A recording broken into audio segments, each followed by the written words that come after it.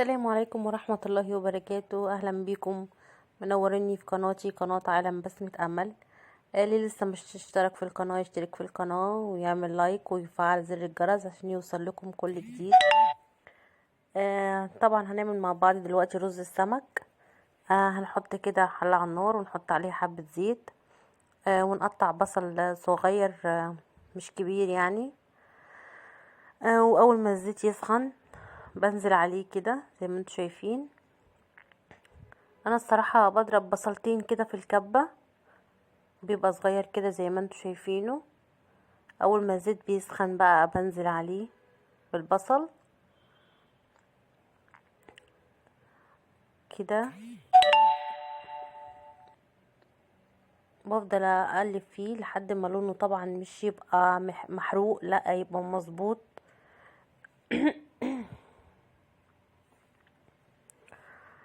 افضل اقلب فيه كده اهو، بيبقى لونه كده زي ما انتوا شايفينه اهو. بحط عليه بقى نص معلقة توم مفروم، بيدي ريحة وحاجة جميلة جدا للرز. بقوم بعد كده حط عليه الرز كده، حبة ملح وحبة كمون، وبقلبه كويس قوي في الزيت، بديله تشويحة. وبعد التشويحة بروح حط عليه مية مغطياه زي ما انتوا شايفين كده. طبعا انا شوحته الاول، الزيت والكمون لسه هو مش داب، لسه مش اتقلب في المية. هقلبه كده زي ما انتوا شايفينه،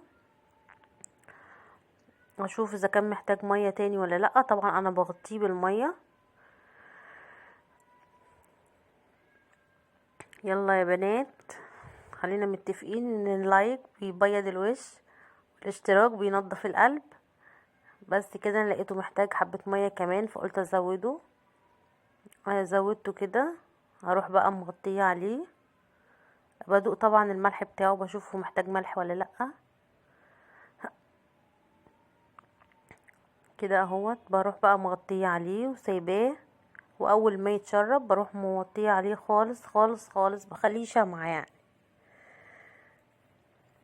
نيجي بقى للطماطم، نعمل الطماطم المخللة. طبعا طعمها بيبقى تحفة.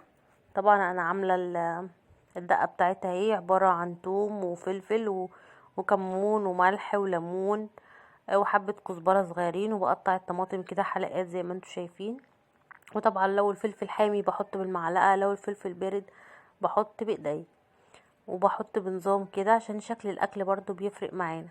احط كده زي ما انتوا شايفين بالمعلقة، بملحها يعني. بحط على كل طماطمايه شريحة طماطمايه حبة دقة كده.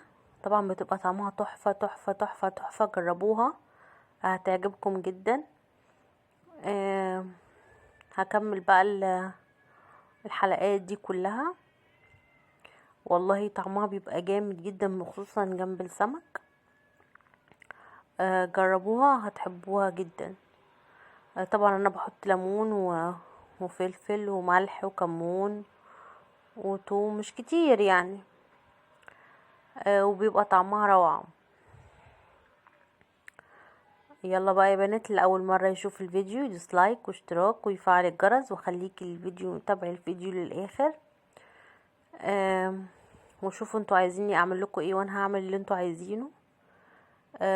يلا بقى. طبعا شكل الطماطم يفتح النفس جدا يعني. الجمال والحلاوة. نحط كده بقى دقة، بنوزع الدقة على كل يعني كل حلقة طماطم بحط عليها حبة دقة كده. وطبعا لان الشطة حامية فحطة بالمعلقة. نيجي بقى هنا لايه، للاستاذ السمك. ده السمك الفيليه. بحط في الطبق اللي انتوا شايفينه ده دقيق، وبحط معلقتين نشا، وبتبل الدقيق بحط له ملح وكمون. ولو عندك حبة كركم بحط برضو، بس انا مش كان عندي الصراحة كركم. وبحطه بطلعه بقى. طبعا انا الثوم ده اللهم صل على النبي، السمك ده انا متبلاه في تتبيله سمك، مش حاطه اي حاجه غير تتبيله سمك بس. تتبيله سمك بس فقط، مش حاطه حاجه تاني. بسيب بقى الزيت يسخن قوي كده، وبروح نازله عليه بالسمك. اول طبعا ما السمك الظهر بتاعه بس الاقيه نشف كده شويه، بروح قلبه على الوش التاني. خلاص بحط رصه بقى كده، مش بحاول ان انا ازنقهم يعني جنب بعض كده، يعني بيبقوا تقلبوا برضو، بيبقى ليهم في مساحه ان انتي تقلبي كل واحده والتانية كده زي ما انتوا شايفين كده. هسيبهم بقى لحد ما الظهر من تحت ينشف، وبعد كده بقلبهم. لسه لقيتهم طراي، جيت اقلبهم لقيتهم طراي جدا، فسبتهم. هسيبه خالص، مش مستعجله عليه، هسيبه يستوي على مهله. وكده السمك طلع معانا. حطيت عليه بقدونس كده، رشه بقدونس، وطعمه روعه وتحفه الصراحه. هيعجبكم جدا، يا ريت تجربوه، مش هتندموا، مش تستصعبوا حاجه، ومش تخليكوا على نوع سمك معين. ده اول مره يشوفني بقى يلا يدوس لي لايك واشتراك ويفعل لي الجرس والكومنت الحلو. وده شكل الاكل النهائي بعد ما خلصت. ده الرز اهو لونه جميل وطعمه روعه، وده السمك، والطماطم المخلله طبعا شكلها يفتح النفس. واستنوني في الفيديو اللي جاي ان شاء الله. باي باي.